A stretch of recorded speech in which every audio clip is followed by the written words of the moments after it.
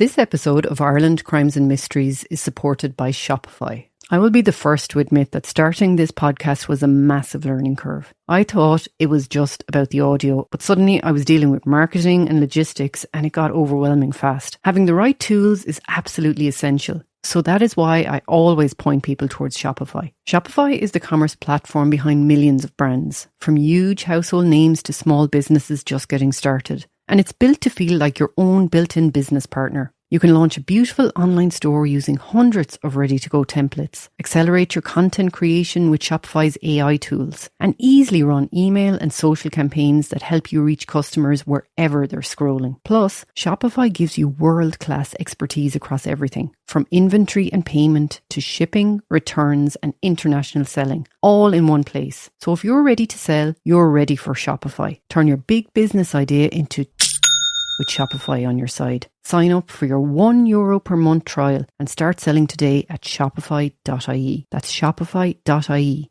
and see what you can accomplish with Shopify by your side. Go Loud presents Ireland Crimes and Mysteries. Brought to you by Revive Active. Scientifically formulated and manufactured in Ireland. Available at all good health food stores and pharmacies or at reviveactive.com. Ireland Crimes and Mysteries is presented by Go Loud, Ireland's leading audio publisher and the home of Irish podcasts. Find new episodes on the podcast first on the Go Loud app and on your favourite podcast platform.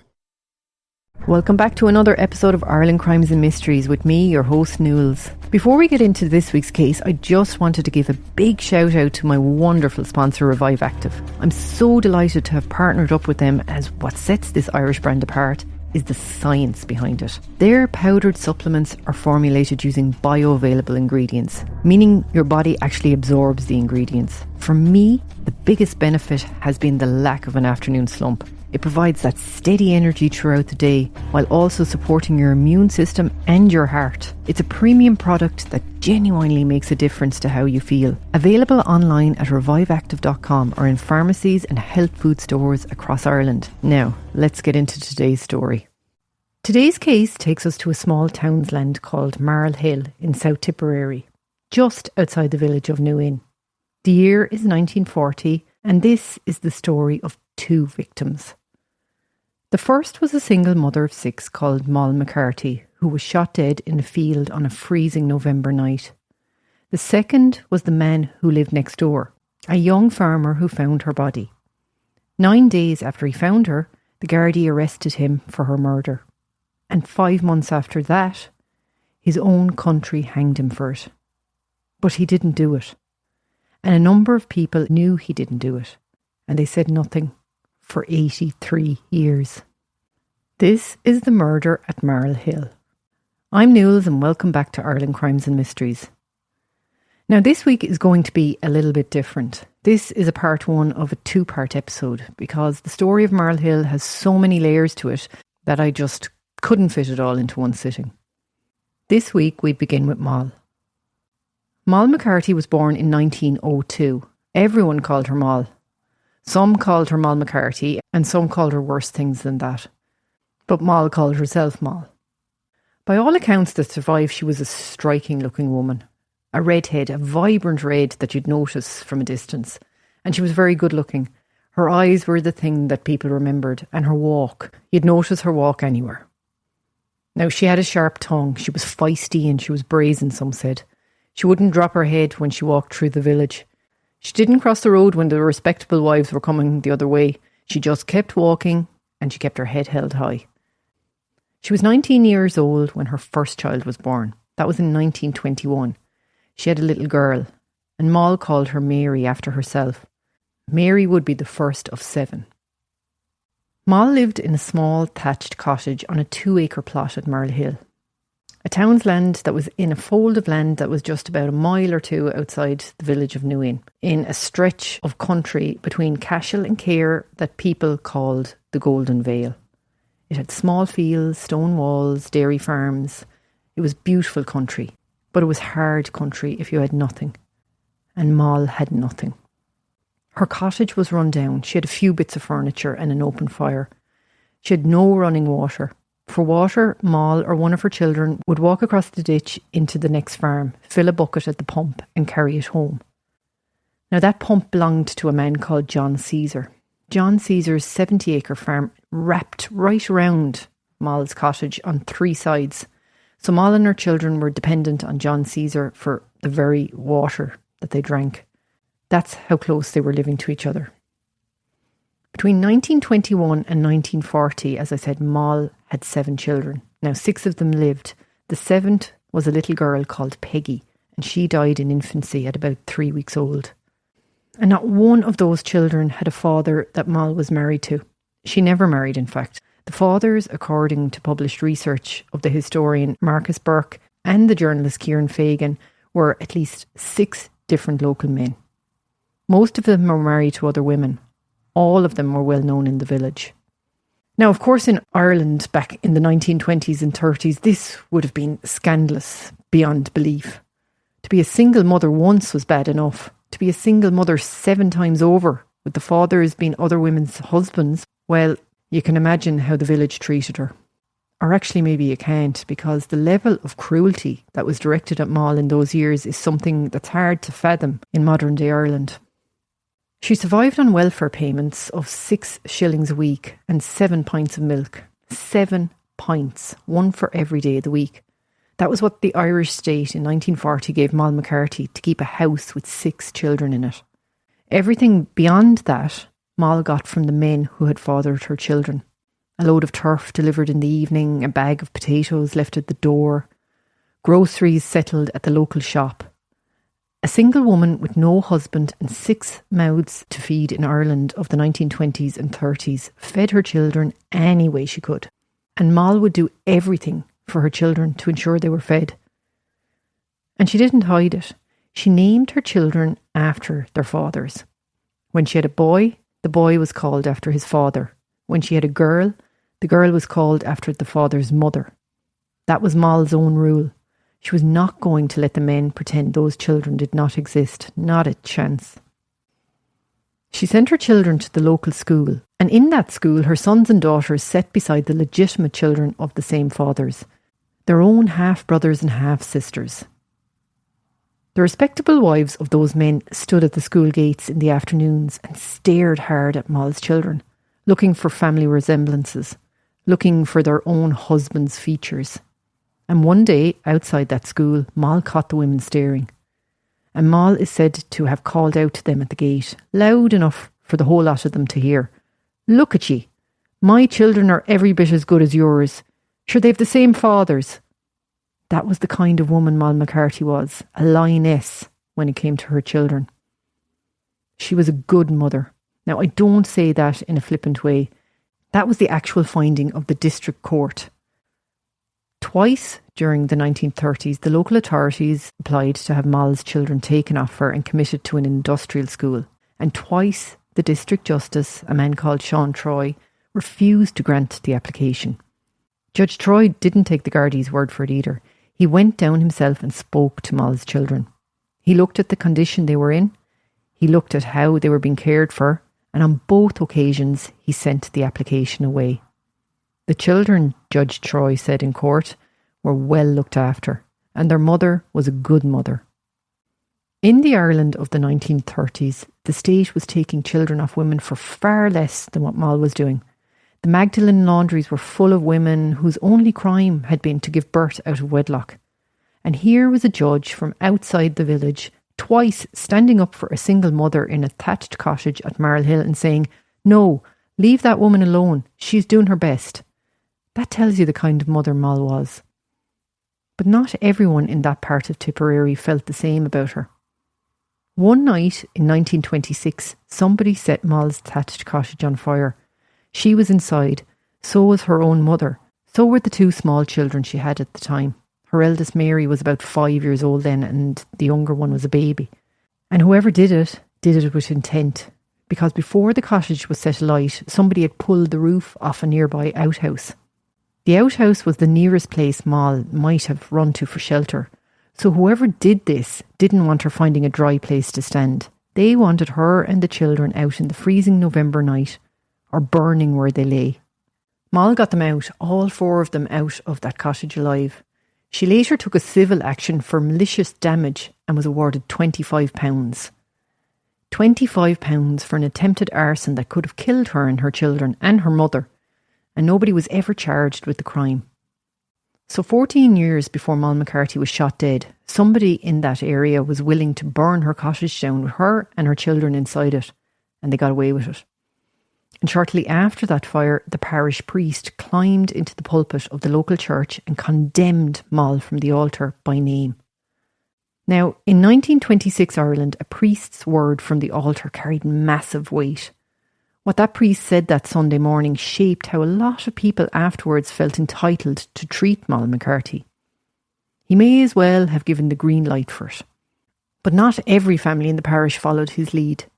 There were decent people too, and one local woman in particular, a woman called Anna Cooney, would help Moll openly with the children for years afterwards. Anna comes back into this story later, so remember her name. Moll kept plodding along. More children came. By the autumn of 1940, she had 6 living children at home. Mary, the eldest, was 19 at that point. And in the months before her death, something changed in the village.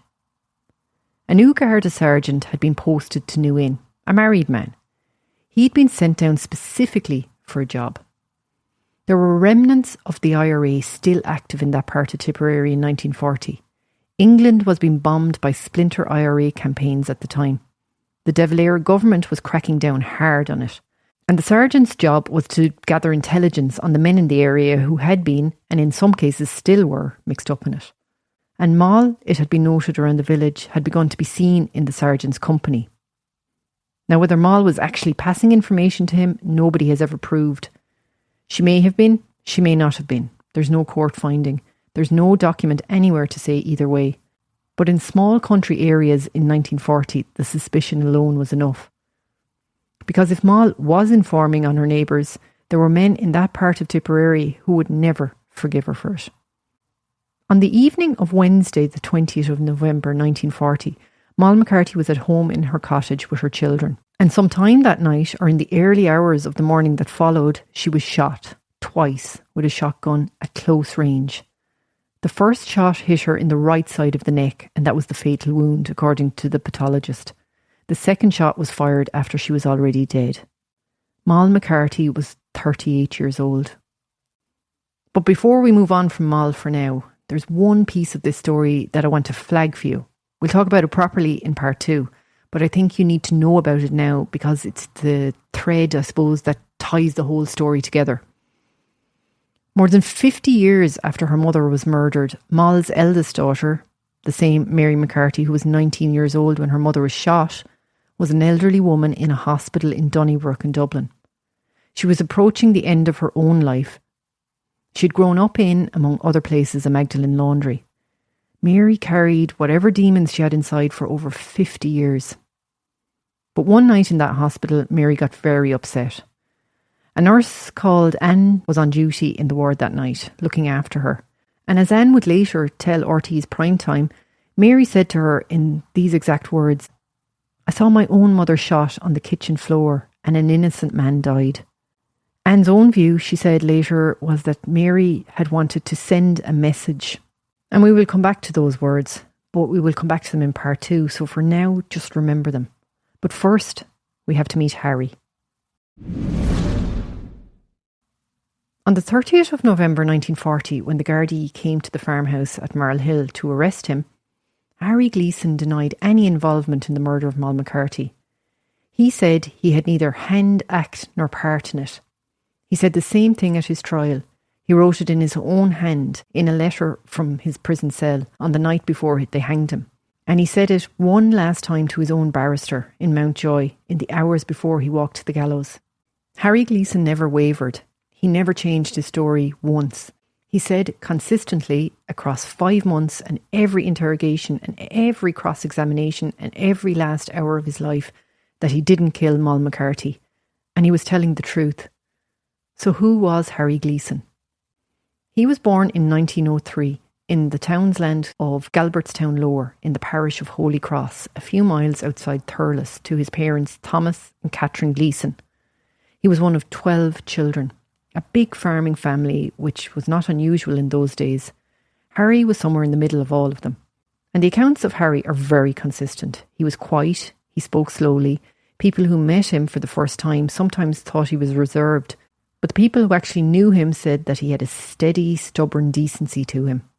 He was a good hurler, he was a hare courser, he kept greyhounds and walked them through the fields in the morning, brought them to coursing meets at the weekend. He didn't drink to excess, he didn't have a girlfriend, he had no record, not even a summons or caution, nothing. And he played the fiddle, a German-made violin. He played it in the kitchen at night and at local gatherings around the parish. And the fiddle, the actual physical violin, comes back into the story as well in part 2, in a way you won't be expecting. When Harry was in his late teens, around 1920, his mother's brother, the man that was called John Caesar, asked him to come down to Marlhill. John and his wife Bridget had no children of their own, and they had a 70-acre farm. They needed a young man to help them work it, and the understanding was that if Harry worked the farm properly for them, when the time came, it would be Harry's to inherit. So Harry left Galbertstown and moved to Marlhill, and he worked that farm for 20 years, for no wages, just the promise of what might come to him one day. And right there, on the other side of the ditch, was Moll McCarthy's cottage. So Harry and Moll, as we would say, were both blow-ins. Neither of them were originally from New Inn. They drew water from the same pump. They would have seen each other there morning and evening for 20 years, so they did know each other. They would bump into each other at the pump, I suppose, and exchange pleasantries. But that was it. They weren't close. There's not one shred of evidence in any serious account of this case that there was ever anything between Harry Gleeson and Moll McCarthy beyond the ordinary good morning of two people that shared a water supply. And the absence of that relationship would later be twisted by the prosecution into the very thing that hanged him. But we'll come back to that. Now, in the summer of 1939, Harry did something that became, many years later, very strong proof of his innocence. He teamed up with a friend of his called Billy Gorman for a corn harvesting venture. And through August, September and October of 1939, Billy and Harry travelled around various farms in South Tipperary together, working the thrashing, eating at strangers' tables, sharing a mattress in a back room when the work went on into the late hours, 3 months, side by side. And Billy Gorman's daughter Bernadette, who I'll be talking about more in part 2, would say years later that her father loved that summer. He and Harry worked hard. They made a few pounds and they came home at the end of October 1939, having barely had a day apart in 3 months.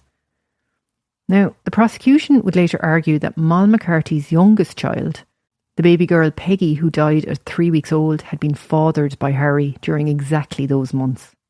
Billy Gorman knew exactly where Harry was every single night of that harvest, and many years later, when Bernadette would finally get her father to talk about the case, he told her only one thing. If Harry Gleeson fathered that child, he said, then there must have been 2 Harry Gleesons. But Billy Gorman wasn't called to give evidence at the trial, and Bernadette would say that her father never got over that. That for the rest of his life, he carried that cross that he could have saved his friend and was never given the chance to.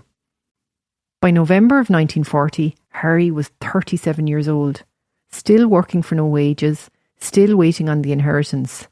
There was nothing in his life up to that point that gave any indication of what was about to happen to him. That brings us to Thursday morning on the 21st of November 1940. It was very cold. There was a hard frost on the ground that morning, the locals said afterwards. A few of John Caesar's sheep had wandered off overnight. Harry was the man who was running the farm by then, so it was up to Harry to go and find them. He got up early, he took his dogs and started searching the fields. He went through a gap in the ditch and into a field that the locals called the dugout field. It had that name because during the Civil War, which had only been 20 years earlier, somebody had dug a shelter into the ground there to hide in. And it was here in that field that Harry found the body of his neighbour. Moll was lying on the frozen ground. Her coat was on her. She had been shot. The wound to her face was devastating, and I'm not going to describe it any further than that. Harry did what any decent man would do. He turned around, He went back to the farmhouse to his Uncle John and he told him what he had just found.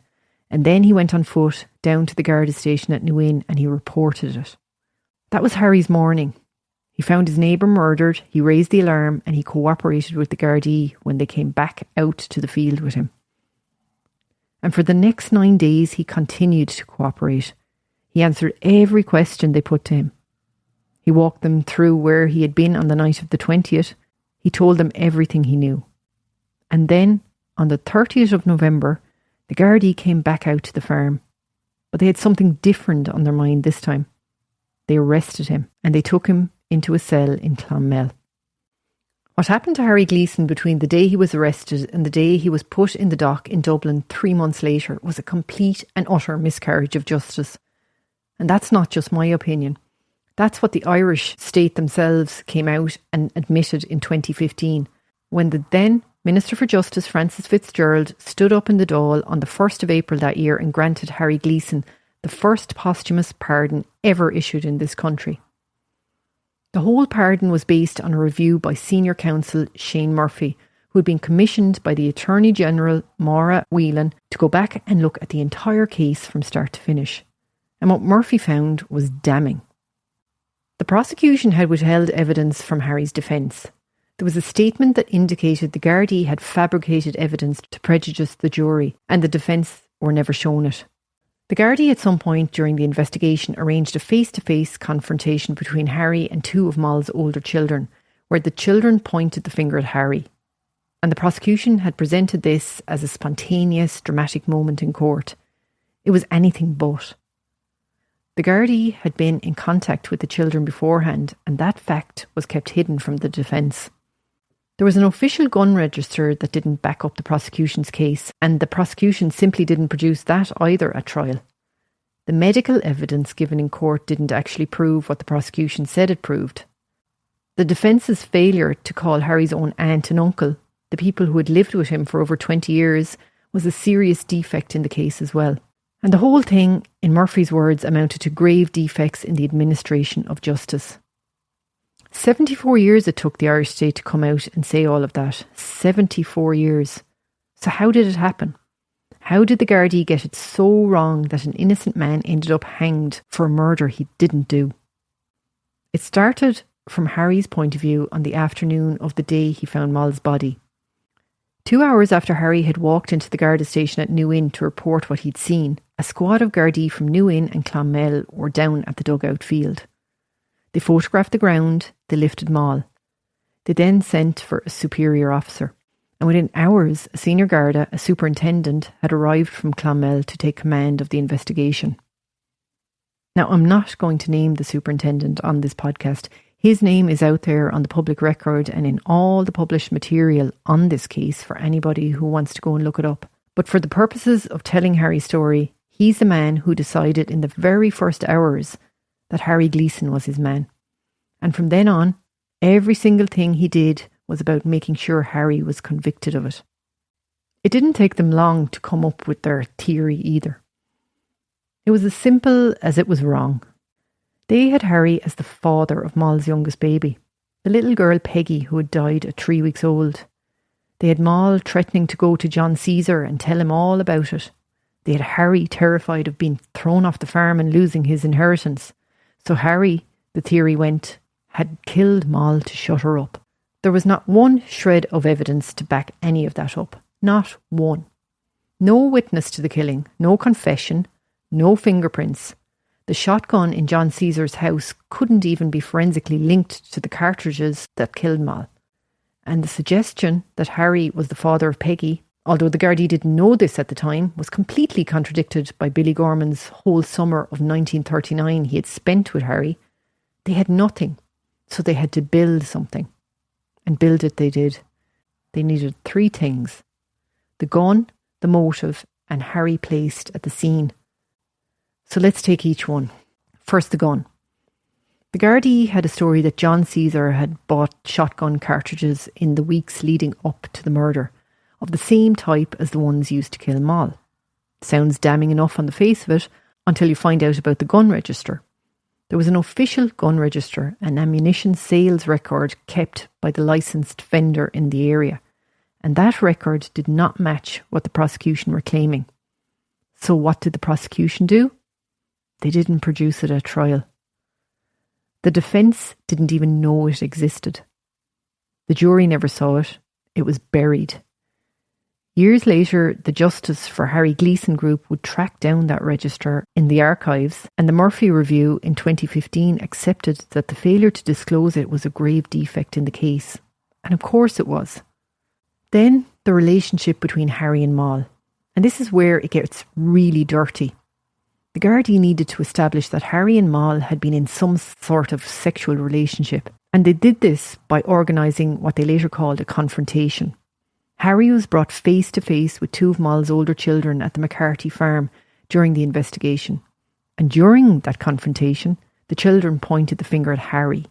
At the trial, a Garda witness gave evidence about how the confrontation had played out, and the way he described it to the jury was as if it had been a clean, spontaneous moment. The children just blurted it out, but it wasn't anything of the kind. What Murphy found in 2015 was that the Gardaí had been in contact with those two children before the confrontation ever took place. And the Garda witness who testified at the trial never disclosed any of that prior contact. If the defence had known, they could have at least explored the question of whether the children had been coached, whether the whole confrontation had been a set-up. But they didn't know. They were never told. And there was something else.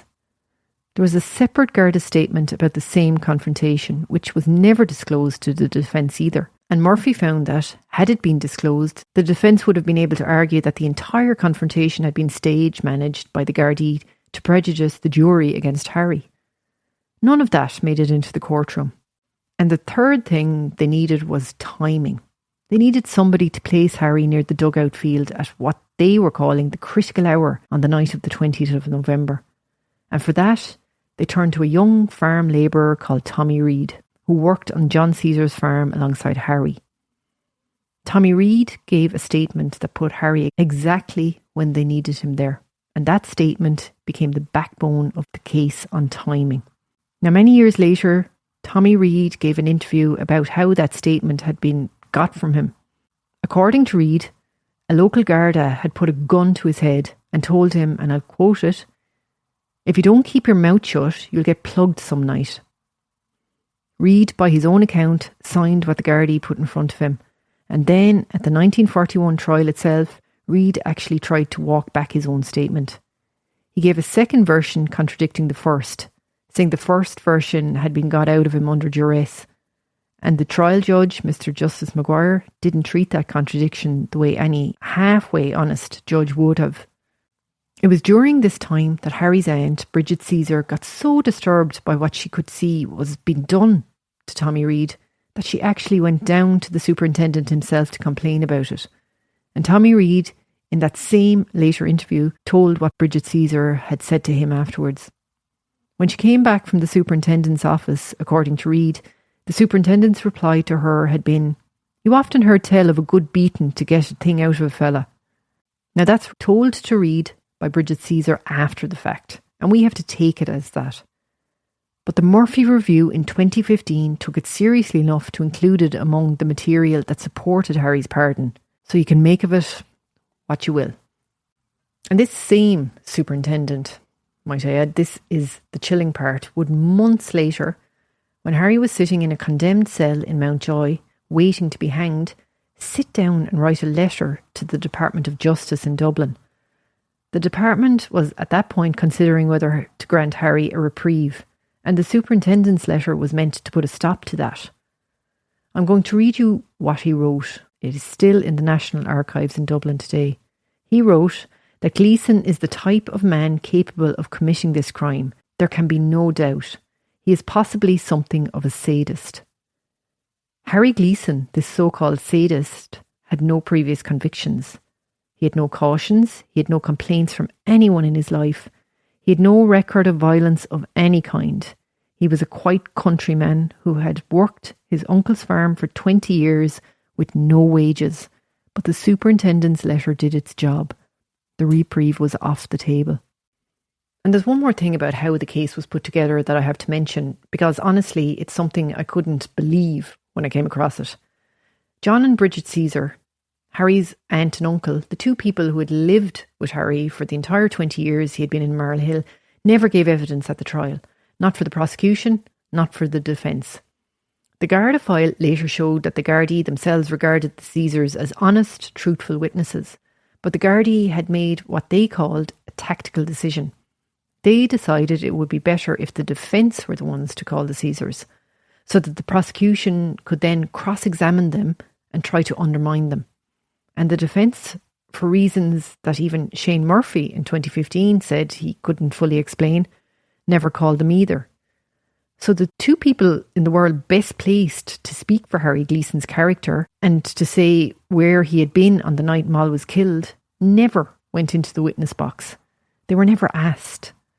By the time the file left Clonmel for the Central Criminal Court in Dublin, the case against Harry Gleeson had nothing to stand on. It had a gun register hidden from the defence, a farm labourer's statement got out of him with a gun to his head, a confrontation with two children that had been arranged in advance and dressed up in court as spontaneous, an aunt and uncle who would never get the chance to speak, and a Garda superintendent who would write to the Department of Justice and tell them this innocent man was a sadist. That was the case against Harry, and it went to Dublin. Harry Gleeson's trial began at the Central Criminal Court in Dublin on the 17th of February 1941. And just stop and think for a minute about how far this case had travelled by then. Marlhill was a cluster of small fields outside a village of two pubs and a shop.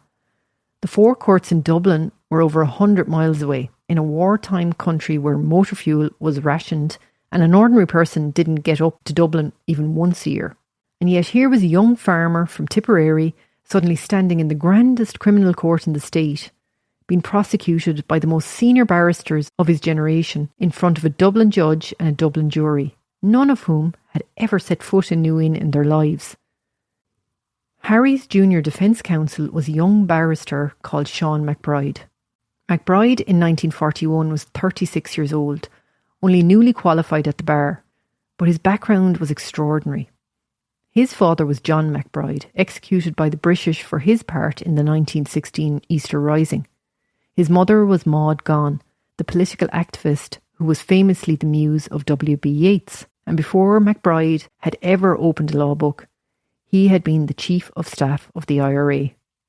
And in the decades after Harry Gleeson's trial, Sean MacBride would go on to serve as Ireland's Minister for External Affairs.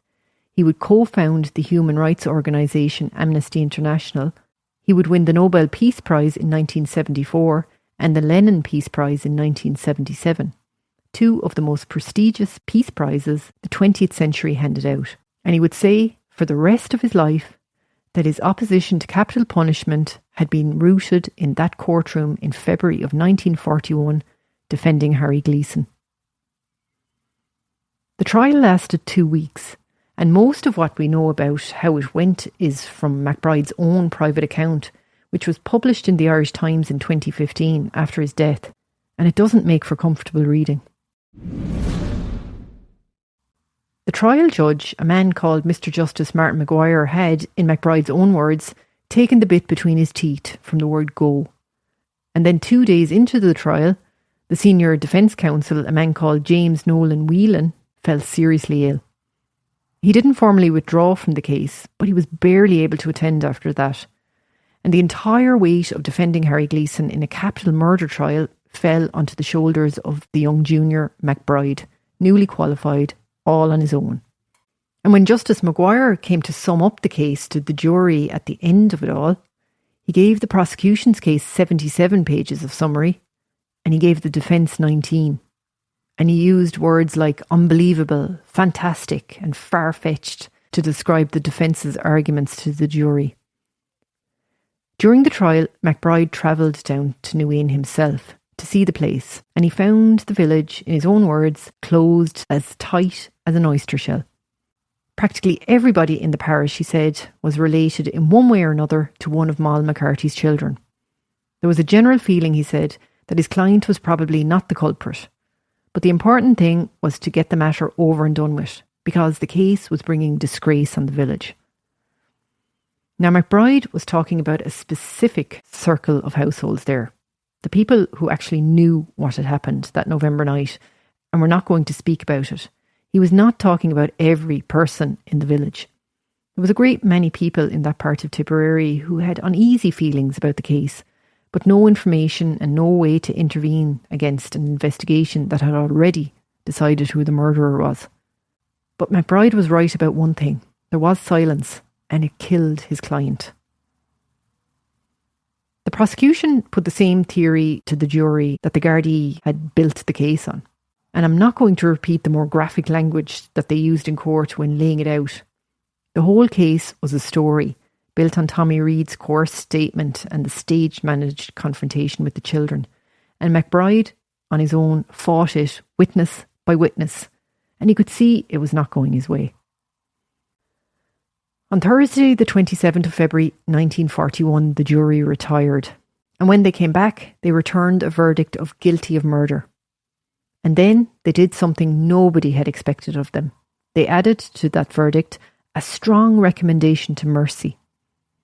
12 Dublin strangers, directed from the bench by a hostile judge, presented with a case built by a superintendent who had intimidated one witness and withheld documents from the defence in a trial where the senior defence counsel had been too sick to stand. They heard all of that and they returned the verdict they had been more or less directed to return. And then, with the only power they had left, they did the only thing left for them to do. They told the court, as plainly as a jury can say it, that they had their doubts. A jury fully convinced of guilt does not recommend mercy. A jury that recommends mercy is telling the court that they don't trust what they have been told. And honestly, that recommendation to mercy was the most honest thing that happened in that courtroom during the whole 2 weeks of Harry Gleeson's trial. Now, Justice Maguire, the same Justice Maguire who had gone after Harry's defence with everything he had for 2 weeks, stood up in open court and said he agreed with the jury's recommendation. He said he would forward it to the appropriate authorities for consideration, like butter wouldn't melt. Privately, he did the exact opposite. Years later, in the National Archives, a letter would turn up. A letter Maguire himself had written to the Minister for Justice, and in that letter, Maguire said that he himself saw no grounds whatsoever for mercy in the case. So on the word of a judge who said one thing in open court and the exact opposite in a private letter, Harry Gleeson was sentenced to be hanged by the neck until he was dead. The appeal failed. A clemency application to the De Valera government failed. A petition from his neighbours in Tipperary failed. And the date was set. Harry Gleeson would hang at 8 o'clock on the morning of Wednesday, the 23rd of April, 1941, at Mountjoy Prison in Dublin. Tuesday, the 22nd of April, 1941, the night before the execution, Sean MacBride was at home in Dublin when his phone rang. It was Mountjoy Prison. Harry Gleeson was asking to see him. Now, MacBride wrote about that drive up to the prison years later in a private memoir he composed in 1976 and left among his papers. He drove up there, he wrote, thinking he had been a fool, that he had wasted months of his life fighting for a man who was now summoning him to confess. This, MacBride wrote, happens in some cases. A condemned man with nothing left to lose calls in his defence counsel at the last hour of his life to unburden himself. MacBride arrived at the prison. He was led through the corridors to Harry's cell, and what he walked into was not a man preparing to confess. Harry was in his cell with a rosary in his hands, and he was not alone. The prison governor was there, the prison doctor was there, the prison chaplain, a priest called Father John Kelly was also there, and several of the prison warders were there as well. As MacBride came in, Harry stood up in what MacBride described as a quite extraordinary fashion. Harry, who had always seemed to MacBride to be quiet and slow at expressing himself and reserved, was, on this final night of his life, composed and clear. MacBride wrote down Harry's words in his 1976 memoir, as best as he could remember them after 35 years. He never published the memoir. He died in 1988 with it still in his papers. And it was only in April of 2015, in the very week the pardon was announced, that the Irish Times finally published extracts from it, and the country heard for the first time what Harry Gleeson had said to his barrister in that condemned cell. Harry said this: "Mr. McBride, I am terribly sorry to bring you out at this time of night, but I felt that there were certain things that I wanted to say to you. I know that you believed in me. I know that you believed what I told you. I know that you have worked much harder than you were paid for and have spent a lot of time and effort on my case." Harry continued, "I know there is only one way I can repay you, and that is to tell you the truth at a time when you know that I wouldn't lie to you. Within a few hours I will be dead. I have no grievances about that. I am glad to die this way, because I can never be better prepared to meet God than I am now, particularly because I am innocent. And then I wanted to tell you this at the last possible moment when I am alive, because that is the time you would know that I have nothing to gain. I never murdered Mal McCarthy or had anything to do with it." And then Harry put his arms around Sean McBride's neck. He said goodbye and they prayed together. And McBride wrote afterwards, "I am convinced that Harry Gleeson was innocent. So was the governor. So was everybody else in that room." In a cell in Mountjoy prison in the hours before the execution of a convicted murderer, you've got the governor of the prison doctor, the prison chaplain and the prison warders all standing in there with the condemned man, because not one of them, not one single one of them, believed that the man they were about to hang in the morning had killed anybody. They knew. Harry sat down that evening and he wrote letters. To his family back in Galbertstown, to his friends, and to Anna Conway, the local woman from New Inn that I'd mentioned earlier, the woman who had helped Moll openly with her children for years and who had come to Mountjoy to visit Harry in his cell.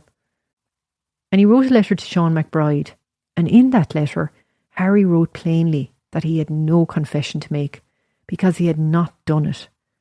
He asked McBride to keep fighting to clear his name when he was gone, and he said that on the morning of his execution, he would pray that the truth about the murder of Mal McCarthy would one day come out.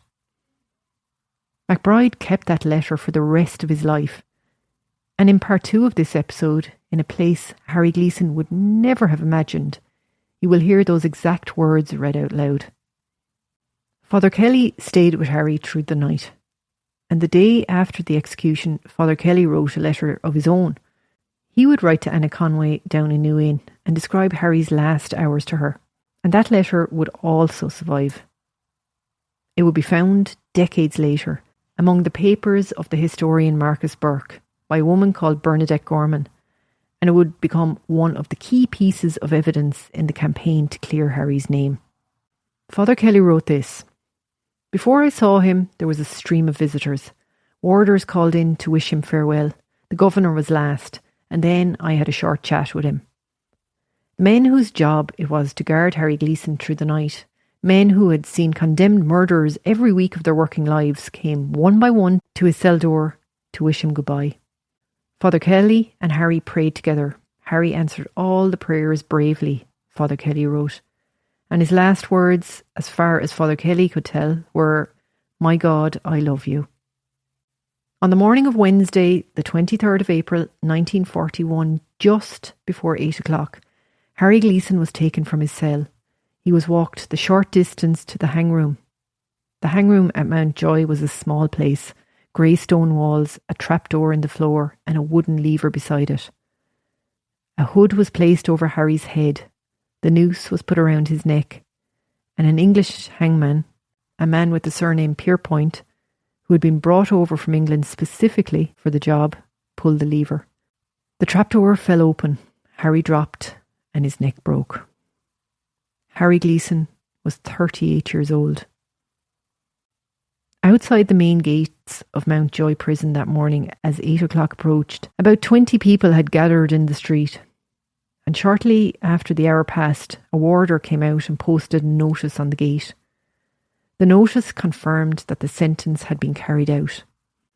The Cork Examiner of that week carried a brief report. The headline of the report had 2 words: penalty paid. Harry's body was taken down and it was buried, as the sentence required, in an unmarked grave inside the eastern yard of Mountjoy prison, No coffin, no funeral, no wake, no name on a stone, nothing. His family back in Holy Cross received the official notice by telegram. So that's where we leave it for this week, guys. We've 2 innocent people, we've 2 unmarked graves, we've Mal McCarthy in a cemetery in New Inn, we've Harry Gleeson inside the walls of Mountjoy Prison, and by all rights, both of them should have stayed there, forgotten. 2 more bodies the state had no use for. But that's not what happened. Because 40 years after Harry was hanged, an old friend from Tipperary sat down at his kitchen table one evening and decided he had had enough. Because 50 years after Moll was killed, her own eldest daughter Mary lay dying in a Dublin hospital and finally said to a nurse at her bedside what she'd been carrying in her own head for half a century. Because 74 years after the hanging, the Irish state would issue the very first posthumous pardon in its history to Harry Gleeson. And because 83 years after the hanging, a child would walk up the aisle of Holy Cross Abbey carrying a fiddle that had been buried in the ground in 1940 to keep it safe. And that's where we go in part 2. So join me next week for Ireland Crimes and Mysteries, The Murder at Marlhill Part 2, The Pardon. Thank you for listening. That's it for another episode of Ireland Crimes and Mysteries. Thank you for joining me, and thanks again to our new sponsor, Revive Active. I really hope you enjoyed today's episode. If you're looking to support your health daily, do give Revive Active, the super supplement, a try. It's been Ireland's #1 supplement brand for 5 years now. And being Irish made, you know the quality is there. Whether it's for immune support, health, or just that steady energy to get you through the day, it's a ritual worth starting. Check them out at reviveactive.com or your local pharmacy. I'm Nules, and thank you for your support. And I'll be back next week with another episode of Ireland Crimes and Mysteries. Go Loud presents Ireland Crimes and Mysteries. Brought to you by Revive Active, an Irish brand that has pioneered the super supplement in just one daily drink. Discover Ireland's favourite at reviveactive.com.